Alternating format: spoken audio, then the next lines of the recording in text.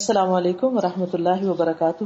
یہ بات سبھی کو معلوم ہے کہ اللہ تعالیٰ نے ہمیں اپنی عبادت کے لیے پیدا کیا ہے اور یہی ہماری زندگی کا مقصد ہے۔ اس مقصد کو کیسے پورا کیا جائے، یہ بات بتانے کے لیے ہر دور میں پیغمبر آتے رہے ہیں جنہوں نے انسانوں کو عبادت کے طریقے سکھائے، لیکن عبادت کا لفظ ذہن میں آتے ہی ہمارا دھیان صرف نماز روزے کی طرف جاتا ہے۔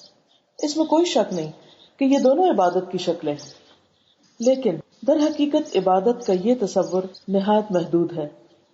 ہمارے دین میں ہر وہ کام جو اللہ کی رضا کے لیے کیا گیا ہو اور جس میں اللہ کے رسول صلی اللہ علیہ وسلم کی پیروی کو مد نظر رکھا گیا ہو وہ عبادت بن جاتا ہے۔ مثلا ایک حدیث میں رسول اللہ صلی اللہ علیہ وسلم نے فرمایا، ہر دن جس میں سورج طلوع ہوتا ہے لوگوں کے ہر جوڑ کی طرف سے ایک صدقہ کرنا واجب ہے۔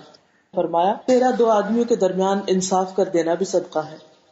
کسی آدمی کو اس کی سواری پر بٹھانے میں یا اس کا سامان اٹھا کر اس پر رکھوانے میں اس کی مدد کرنا بھی صدقہ ہے۔ اچھی بات کرنا بھی صدقہ ہے۔ ہر قدم میں جس سے چل کر تم نماز کی طرف جاؤ وہ بھی صدقہ ہے۔ راستے سے تکلیف دہ چیز ہٹانا بھی صدقہ ہے۔ تو گویا صدقہ و خیرات کا تصور صرف مال سے وابستہ نہیں۔ تو آئیے ہم سب اس بات کا عہد کرتے ہیں کہ آئندہ ہفتے سے ہم خدمت خلق کے چھوٹے چھوٹے کاموں کو عبادت کی نیت سے کریں گے، تاکہ ہمارا رب ہم سے راضی ہو جائے۔ وہ رب جس نے ہمیں بے شمار نعمتیں دے رکھی ہیں، جس کے ہم پر بہت احسانات ہیں، ہم اس کے حقیقی معنوں میں شکر گزار ہو سکیں۔ اللہ تعالی ہم سب کا حامی و ناصر ہو اور ہمیں عمل کرنے والا بنائے۔ آپ سب کے لیے دعائیں اور نیک تمنائیں۔ السلام علیکم ورحمۃ اللہ وبرکاتہ۔